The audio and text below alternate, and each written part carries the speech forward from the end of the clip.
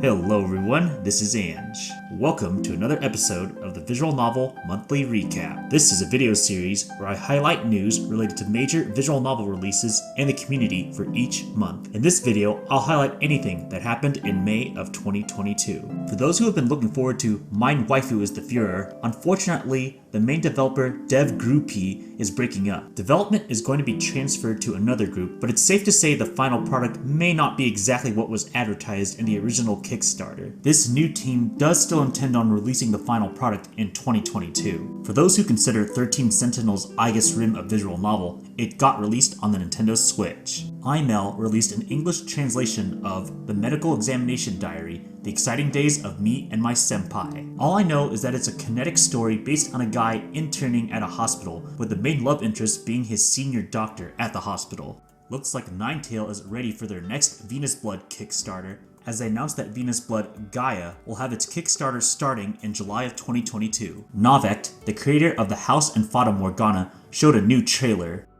Right now, it's just called Project Codename M, and it appears to be a murder mystery story where you take control of both the killer and the detective separately. Daybreak Translations has finally released the long-awaited English translation of the original Akatsuki no Goe, literally translated as Guardians of Daybreak. It's an older visual novel written by Kinugasa Shogo, who wrote the Meteor World Actor visual novel, as well as the Classroom of the Elite light novel and anime. So if you read this, expect cliffhangers for the heroine routes until the sequels. Love Lab announced a new visual novel license, Sugar Sweet Temptation, originally called Shugaten. It looks like a lolly cafe slice of life visual novel. For any fans of Rant's and physical copies, there's now pre-orders available for Rant's Quest Magnum on MangaGamer's store. Keep in mind, MangaGamer is continuing the USB physical only releases. You get a USB drive with the game inside digitally instead of a PC CD disc, though thankfully you still get an art book and keychain. MangaGamer announced two new titles at Anime Central, How a Healthy Hentai Administers Public Service, developed by ClockUp, and The Patient S Remedy, a boys' love title by the same writer that made Naked Butlers. NekoNyan had their first visual novel announcement panel at Anime Central.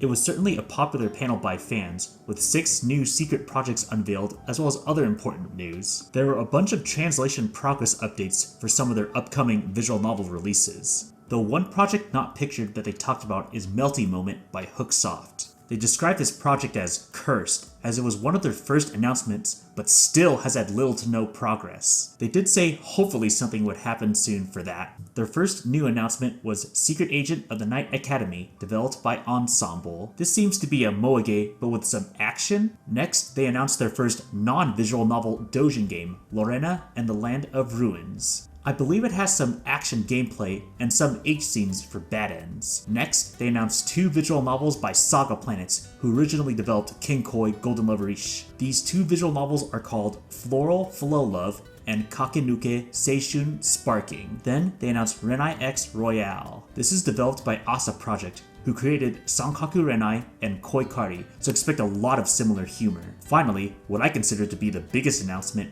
is them getting Iritoridori no Sekai by Favorite. Originally, Soul Press licensed this and even ran a Kickstarter, but as of last year, Soul Press got FTB fortified and basically lost all their licenses. But the CEO technically still held on to them. NekoNyan stated they cannot explain how they got the license from Soul Press at this time. However, shortly after, Chewy, the editor, mentioned on Twitter that the translation will be based on an upcoming HD version of Iroseka, so perhaps there is some loophole around licensing that? Another NekoNyan announcement that is now live is that almost all of their Ubisoft titles are now on GOG. DMM, one of the largest digital stores for Japanese-only visual novels, is unfortunately now not accepting foreign credit cards. As a personal advocate for buying visual novels, including buying Japanese ones for fan translations, it's kind of unfortunate that they're doing this now, though this seems to be mostly for Visa and MasterCard. That said, they do appear to still accept PayPal, so that's a good sign at least. Also, thankfully this limitation doesn't apply to other Japanese digital stores like DL Site. I usually don't talk about Japanese-only releases, but Alkana Extra 2, the fantasy of Misaki Tobisawa, released in Japan. While no English translation has been announced, I suspect a NekoNyan translation to be announced or released within a couple years. Alisoft released A Housewife's Healing Touch. As stated last month, this is a pretty unique release in many ways. 1. This is actually a simultaneous release in both Japan and the West. 2. There's actually 2 different purchasable visual novels which determine the fate of the main heroine. One called the Pure Love route, which I believe is having the main character save the heroine from an abusive husband, and one called the NTR route, where the main heroine basically gets taken advantage of by a village or something. 3. They've released the visual novel on multiple storefronts like MangaGamer, Jast, and Jorin, and if it's anything like the Evanical 2 release, they likely removed regional pricing on Jast's store just for this product. NekoNyan and Ubisoft partnered up to release Senran Banka on the Nintendo Switch. As you may expect from a console port, the 18+ content is removed, but based on the preview CGs, I think everything else besides the 18+ content should still be intact. For all you Fault Milestone fans out there, you guys finally get a new release. Silence the Pendant Light Crofte has been released on Steam. If I recall, there was an original announcement with just one prequel, Silence the Pendant, that even got a demo. However, with the renaming to Silence the Pendant Light Crofte, it seems like there's going to be a whole prequel series. I believe on Twitter, the dev mentioned that they are still working on the sequels and hopefully will release soon. Many fans have been waiting for this. A full translation patch of Omigami has been released for both the PS2 and PSP.